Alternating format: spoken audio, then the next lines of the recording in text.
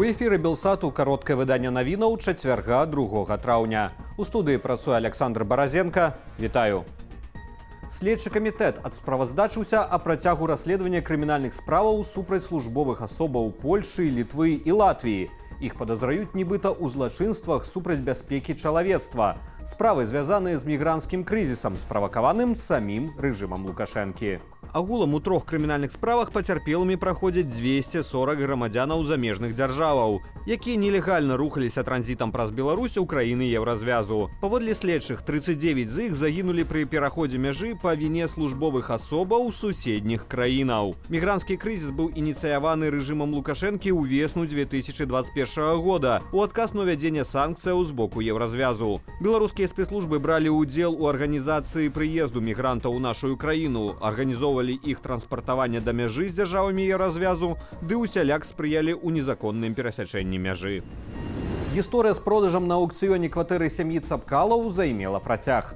Паводле Валера Цапкалы існуюць падставы меркаваць, што ў продажы кватэры за цану значна ніжэйшую за рынкавую асноўным выгаданабыўцам быў генеральны пракурор Андрэй Швед. Валер Цапкала адправіў заяву ў генпракуратуру з патрабаваннем завесці крымінальную справу на яе кіраўніка. Калі ў выніку расследавання высветліцца, што Швед не меў наўпроставай камерцыйнай зацікаўленасці, то яго павінны прыцягнуць да адказнасці за, цытата, «бязвыплатнае адчужэнне ў значным памеры чужой маёмасці пры адсутнасці карыслівай мэты». Трохпакаёвую кватэру сям'і Цапкалаў, агульную плошчу амаль 104 квадратныя метры, 9 красавіка прадалі на аўкцыёне з другой спробы. Яе кошт склаў амаль 400 000 рублёў. Рынкавы ж кошт падобнай кватэры, прынамсі, удвая вышэйшы.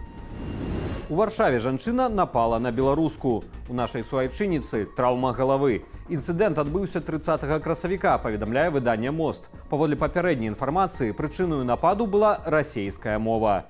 22гадовая беларуска шпацыравала са сваёй сяброўкай. Дзяўчаты размаўлялі між сабою па-расейску, што выклікала негатыўную рэакцыю пары, якая праходзіла побач. Імаверна, яны былі ў стане алкагольнага ап'янення. Жанчына пачала лаяцца на сябровак, ды запатрабавала ад іх вярнуцца ва ўкраіну, а пасля плюнула ў твар. Беларуска ў адказ ударыла жанчыну па ягадзіцах, пасля чаго тая схапіла беларуску за валасы, а ейны спадарожнік нанёс дзяўчыне некалькі удараў. Беларусцы ўдалося часткова зняць момант нападу на відэа. Пасля таго, як хтосьці з мінакоў прыгразіў выклікаць праваахоўнікаў, нападнікі ўцяклі. Пацярпелая звярнулася ў паліцыю, якая ўжо пачала расследаванне. Ламалі сабе пальцы, каб атрымаць выплаты. Міліцыянты распавялі пра затрыманне ў Магілёве групы страхавых махляроў.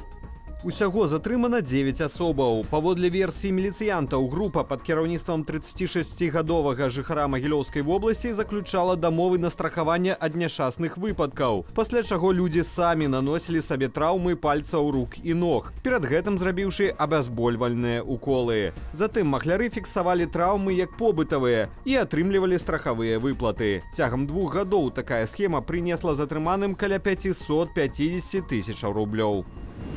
Сумная круглая лічба. У спісе гэтак званых экстрэмісцкіх фармаванняў з'явіўся 200-ы удзельнік.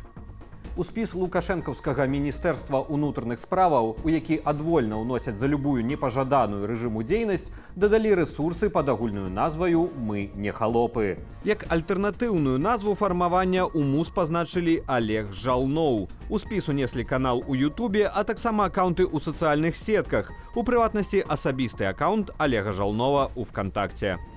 У Барысаўскім раёне легкавік урэзаўся ў дрэва. Вызваляць пасажырку давялося працаўнікам МНС. Аварыя адбылася учора ўвечары каля вёскі Стаі. Кіроўца Мазды не справіўся з кіраваннем і выехаў у кювет, дзе сутыкнуўся з дрэвам. Сам ён не пацярпеў, а вось ягоную пасажырку заціснула ў аўце. Ратавальнікі даблакавалі яе пры дапамозе гідраўлічнага інструмента. Дзяўчыну даставілі ў шпіталь з траўмамі рознай ступені цяжкасці. Па ўсёй Беларусі абмежавалі наведванне лясоў. Адпаведнае рашэнне Міністэрства лясной гаспадаркі дзее цяпер ва ўсіх 118 раёнах. Абмежаванні ўвялі з прычыны павышанай пажарнай небяспекі на фоне сухога і цёплага надвор'я, што ўсталявалася апошнімі днямі. Адзначым, што абсалютнай забароны на наведванне лясоў ведомства пакуль не ўводзіла. То бок шпацыраваць у лесе ці, напрыклад, збіраць грыбы дазваляецца. Нельга заязджаць туды на аўце, распальваць вогнішча і разбіваць лагеры. За гэта пагражае штраф. Пры далейшым павышэнні пажарнай небяспекі Мінлясгаз можа ўвесці дадатковыя абмежавальныя захады. У Тбілісі штонайменей 15 асобаў пацярпелі ў выніку дзеянняў паліцыі пры падаўленні акцыі пратэсту супраць праекту закону аб замежных агентах, які грузінскі парламент прыняў учора ў другім чытанні.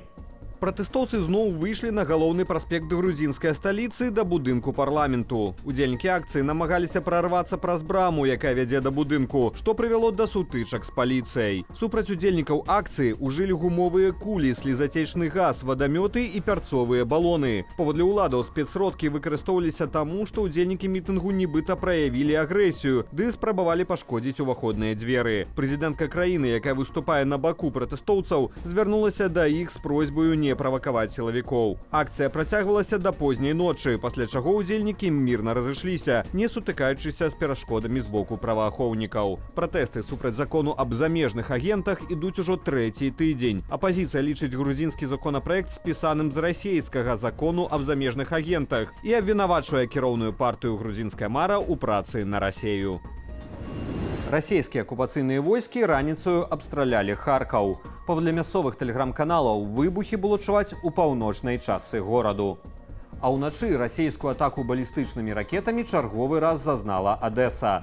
У выніку прынамсі 14 чалавек пацярпелі. Аднаго з іх шпіталізавалі з траўмамі сярэдняй ступені цяжкасці. Іншым надалі дапамогу на месцы. Пад начны удар трапіла цывільная інфраструктура, пашкоджаны тэрмінал і аддзяленне новай пошты, найбуйнейшай кампаніі для экспрэс-дастаўкі грузаў і дакументаў. На месцы трапляння ракеты пачаўся пажар. Як паведамляе прэс-служба кампаніі, сярод работнікаў пацярпелых няма. Акрамя таго, расійскія войскі атакавалі Сумскую вобласць FPV-дронамі і скідалі міны. Паводле мясцовых уладаў у рэгіёне прагучала 130 выбухаў. Дзярждэпартамент ЗША пацвердзіў выкарыстанне Расеі ва ўкраіне хімічнай зброі – хлорпікрыну. Гэта парушае канвенцыю аб забароне хімічнай зброі. У Дзярждэпе адзначылі, ужыванне такіх хімічных рэчываў супраць ЗСУ не было адзінкавым. Хлорпікрын – гэта вадкасць, выпарэнне ад якой уздзейнічаюць на скуру і слізістыя, а ў высокай канцэнтрацыі выклікаюць канвульсіі цягліцаў дыафрагмы. Упершыню яго ўжылі нямецкія войскі падчас Першай сусветнай вайны. Узгадалі ў ЗША і атручванне апазіцыйнага палітыка Алексея Навальнага, а таксама Сергея і Юліі Скрыпалёў нервова-паралітычным рэчывам «Навічок». У сувязі з гэтым пад санкцыі трапілі 4 расійскія кампаніі, што маюць дачыненне да праграмы вытворчасці хімічнай зброі, ды інстытуты, што займаюцца яе распрацоўваннем. Кампанія SpaceX адкрыла рэзерваванне квіткоў на палёт на міжнародную касмічную станцыю. А неўзабаве можна будзе адправіцца на месяц. Такая прапанова з'явілася на старонцы кампаніі. Першы палёт на калязямную арбіту плануюць здзейсніць ужо сёлета, а туры на МКС павінны стартаваць з наступнага года. Кошт такога падарожжа можа сягаць некалькіх сотень тысяч долараў. Тур на калязямную арбіту для 4 пасажыраў працягнецца ад 3 до 6 дзён, а наведванне МКС 10 дзён. Дастаўляць турыстаў будуць пры дапамозе капсулы Dragon з ракетою Falcon 9. Падрабязнай інфармацыі пра палёты на месяц ды Марс пакуль няма. Вядома толькі, што тыднёвы палёт для 12 пасажыраў на спадарожнік зямлі ў планах кампаніі ёсць. Трапіць туды можна будзе зоркалётам Starship. І гэта ўсе навіны ў кароткім выданні. Аб развіцці падзею, як заўсёды, распавядуць мае калегі ў вечаром эфіры аб'ектыву і студыі Белсат. Калі вы глядзіце нас на Ютубе, заклікаю ставіць лайкі, каментаваць і дзяліцца нашым выданнем, каб яго пабачыла як мага болей гледачоў. Але не забывайцеся на ўласную бяспеку. Беражыце сябе і заставайцеся з Белсатам.